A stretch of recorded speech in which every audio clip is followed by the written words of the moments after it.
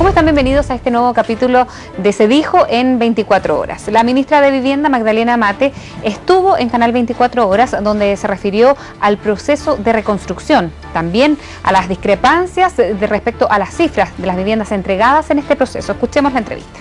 La discrepancia es que me imagino que el señor Orrego, el alcalde, está pensando en las casas nuevas, pero cuando nosotros hablamos de los subsidios y tenemos el catastro de los daños, están las casas que hay que reparar, los edificios que hay que reparar, las casas nuevas y los edificios nuevos. Entonces, me imagino que ahí está la discrepancia. Nosotros no tenemos discrepancia, yo lo puedo conversar con él, él puede estar hablando de las 1.500 casas nuevas. Pero nosotros, mire, hemos sido súper eficientes, mucho más eficientes que los privados. Nosotros tenemos el 70% de los edificios que tenemos que demoler ya demolidos o terminados en la demolición. Ministra, este fin de semana también se subrayaron las fechas, los plazos que al presidente le gusta poner calendario. Se habla de que antes del invierno del 2012 esto debería estar superado en el grueso del problema. Ahora, ¿qué prioridades tiene para este año? Porque hemos escuchado durante el fin de semana que hay gente que reclama aún que no tiene su sistema sanitario adecuado, que no se ha avanzado en absolutamente nada. ¿Esas son las prioridades de este año? A ver, la prioridad de este año, y es la meta del presidente, es que a julio del 2012 se hayan cerrado el 100% de las aldeas. Las familias que viven en aldea hoy día, nosotros ya hemos erradicado alrededor de 9 aldeas.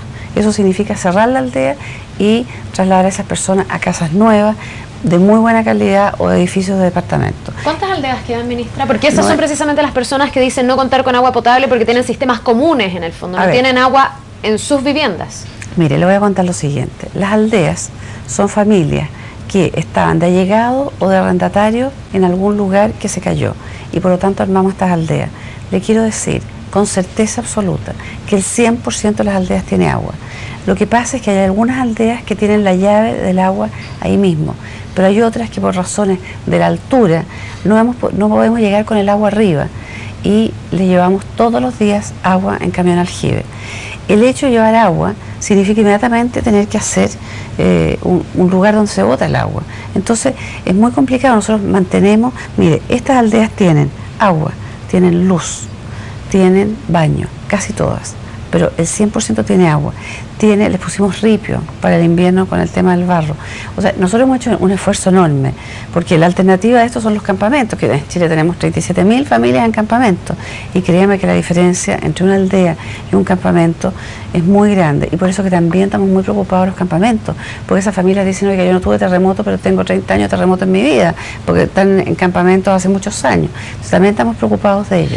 ¿Qué poblados, qué ciudades más bien poblados son los que más retraso tienen en el proceso de reconstrucción? ¿Cuántas casas, por ejemplo, se han construido en Yico?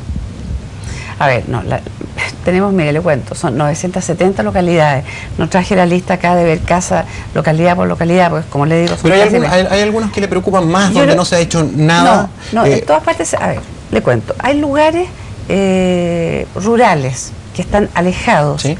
Ahí hemos tenido más complicación porque los municipios tampoco tienen toda la estructura para llegar a todos esos lugares. En esos municipios nosotros hemos puesto 2 profesionales para ayudar a los alcaldes a poder llegar a todo. Ahora, donde hemos tenido que hacer un mayor esfuerzo y donde el tema ha sido más complejo es en el borde costero. Porque en el borde costero no es llegar y reconstruir. Hemos entregado 25 planes maestros. El año 2010 trabajamos seriamente y muy profundamente con muy buenos profesionales en hacer estos planes maestros. Y estos planes maestros es para que, ya quedó claro que Chile, aparte de ser un país sísmico, es un país que está con altas probabilidades de nuevo tsunami.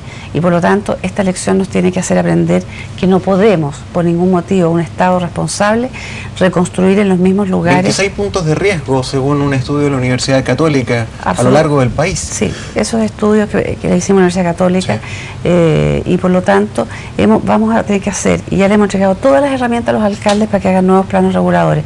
Nosotros no podemos aceptar que en la primera línea de un lugar tan riesgoso, en lugares como Dichato, Constitución, puedan construirse viviendas o colegios o lugares que sean de tan alto riesgo.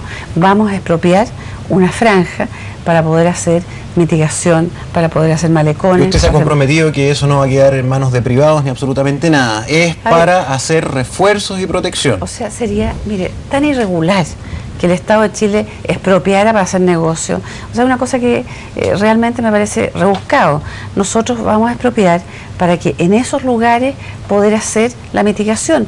Esto no es una cosa que nosotros hayamos inventado, son estudios de la Universidad Católica que después de hacerlo en forma muy seria, mire, hicieron, y yo las vi y la verdad que se las voy a mandar porque son muy interesantes, las simulaciones de distintos tsunamis, de distintas olas, de distintas alturas, hasta dónde llega el agua, cuáles son los lugares que quedan secos. En lugares secos nosotros vamos a exigir que estén ahí los colegios, los hospitales, los municipios, los bomberos, los carabineros. Pero en la primera franja lo que hay que hacer son medidas de mitigación, y esos son malecones y árboles. Los japoneses con todos sus estudios han demostrado que la medida que más mitiga un tsunami son los árboles. Los árboles. Y de hecho, en la isla Orrego, que no quedó nada, las familias que se salvaron son las que se aferraron a los árboles. Los árboles con el tsunami no se mueven. Ministra, dijo el presidente, hemos hecho lo humanamente posible, dando cuenta de todo el esfuerzo que se ha hecho en materia de reconstrucción. Pero un año también es época para hacer balances positivos y también para hacerse autocríticas y pensar en qué se podría haber hecho mejor. ¿Qué cree usted que no se ha hecho como se debió hacer o le gustaría que se hubiese hecho distinto en este año de reconstrucción? A ver, yo creo que nosotros hemos sido eficientes y muy responsables en la forma de hacer la reconstrucción. Yo, si usted me dice una crítica, es que lo hemos comunicado poco o mal, porque en ninguna parte del mundo, mire, si nosotros hemos estudiado todos los terremotos, en Japón, en Kobe, hubo un terremoto que tuvo la misma cantidad de damnificados nuestros. Se murieron los japoneses, 5 años en la reconstrucción. No existe método cuando usted tiene que expropiar, tiene que demoler edificios, tiene que hacer proyectos para reconstruir. No hay milagro. Y yo creo que nosotros debíamos haber comunicado mejor. Estábamos muy dedicados a trabajar en terreno, en avanzar, y tal vez yo creo que nos faltó comunicación. Pero sí hemos estado muy cerca de las familias damnificadas. Les enviamos cartas, tenemos todo equipos de personas trabajando cerca de la familia. Ministra, siempre en estas tragedias, en estas catástrofes, son los más desposeídos o los que menos tienen, los que más sufren. Sin embargo, este terremoto, que además de la amplitud que tuvo una amplitud de impacto social también, no discriminó.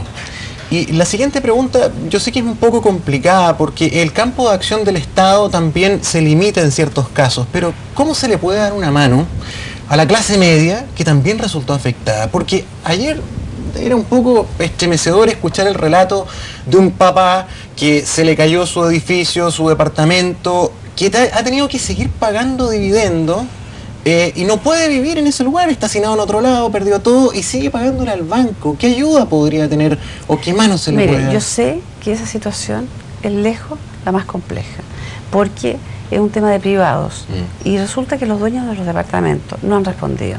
Aquí hubo una cantidad enorme de edificios privados con problemas y muchas empresas constructoras respondieron y les devolvieron la plata o las personas les dieron la oportunidad de cambiarse a otro departamento. Hay un grupo de empresarios que no ha respondido y es un conflicto muy complejo porque lo grave es que las familias tienen que seguir pagando porque si no pierden... Ministra, pero falta un poco de ética, no un poco, falta ética en algunas constructoras o empresas. Sí, ¿sabe por qué? Sí, porque, estoy de acuerdo. Por ejemplo, recordemos que hubo graves daños en condominios en el sector oriente, bastante acomodados, departamentos carísimos, cerca del $1.000.000, donde inmediatamente se solucionó el tema. Pero exacto, vamos al centro de Santiago, vamos a Concepción, vamos a Maipú y la cosa es distinta. Bueno, exactamente, a esos edificios que usted se refiere, la empresa constructora les solucionó inmediatamente el problema.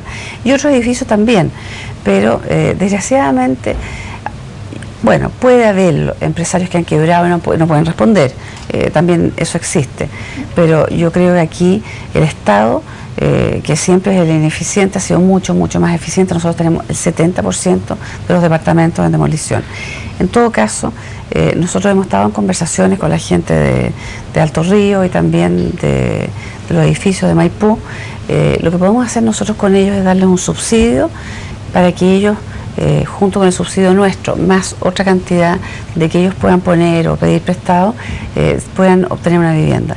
El tema de la clase media es que las viviendas en las que ellas estaban eran de muy buen nivel y el subsidio que nosotros les podemos dar tiene un límite. Entonces nos decían, bueno, pero es que yo con esto no voy a poder vivir en Maipú, donde era su barrio, donde querían vivir, así que estamos buscando con ellos una solución y también los hemos ayudado frente al Banco del Estado por el tema de los seguros y por todo esto que usted mismo me comentaba. Ministra, ¿qué se le dice a los damnificados cuando vemos que los últimos días han estado llenos de polémicas, de disputas, de llamados a la unidad que finalmente no se cumplen, que hay actos paralelos, que finalmente nuestra clase política y el gobierno no logran ponerse de acuerdo en un tema que en realidad le está costando la calidad de vida cotidianamente a muchas personas y que miran estas disputas y que a lo mejor no entienden qué está pasando? Mire, yo creo que su pregunta es muy importante porque yo creo que es un tema muy doloroso. Yo creo que los partidos políticos están en todo su derecho de discutir y de llevar temas a la opinión pública, pero me parece que un drama de esta naturaleza, del horror que hemos vivido en Chile, después de ver conmemorar esta fecha, el dolor de estar en Copquecura, a pocos kilómetros de donde fue el epicentro, y pensar de que esto se ha politizado, yo lo encuentro muy doloroso. Yo creo que los políticos tienen que hacer su trabajo y tienen que dar a conocer sus ideas, pero frente a un drama como este, yo creo que jamás se debió haber politizado. Si aquí la reconstrucción hoy día es un tema político, se discute entre los políticos. Entonces, yo creo que, mire, nosotros hemos logrado, por ejemplo, hacer alianzas en donde hemos funcionado muy bien. Le voy a poner un ejemplo, con el senador Letelier. El senador Letelier ha sido un gran colaborador con la reconstrucción, un gran colaborador. Y gracias a él y al senador Chadwick resolvimos el problema más grave que teníamos en Chile en materia de reconstrucción, que es la Villa Cordillera en Rancagua. La Villa Cordillera son 2.000 departamentos que tenemos que demoler. O sea, es un problema terrible, un problema social donde hay que ponerse de acuerdo con 2.000 familias. Imagínense que haya arrendatario, haya llegado, hay personas que tenían 3 departamentos, etcétera. Gracias a la unidad del senador Letelier y Chadwick resolvimos el tema más difícil.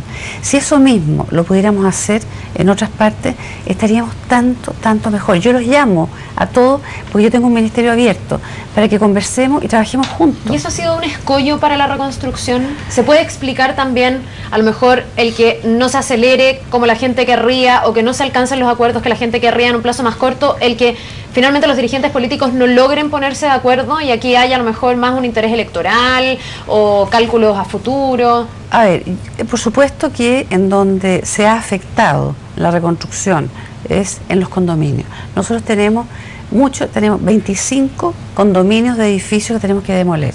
Ya hemos demolido el 70%, pero para demoler nosotros tenemos que poner a todas las familias de acuerdo, nos tienen que ceder sus derechos y en fin, y ahí hay las personas que no están de llegado, arrendatarios, hay familias que tienen 7 departamentos, así que es un problema. Ahí es donde hemos necesitado la mano de los políticos para que se pongan de acuerdo, porque nosotros llegamos a un acuerdo, logramos un acuerdo y llega algún político y dice, no, ustedes no pueden aceptar esto, entonces echamos el tema para atrás, nos sentamos en una mesa, volvemos a hablar. Aquí la unidad de todos los actores, de los municipios, desde luego del gobierno y de los parlamentarios de la oposición es vital para que la reconstrucción sea rápida. Yo considero que es muy doloroso que la concertación obstruya la reconstrucción.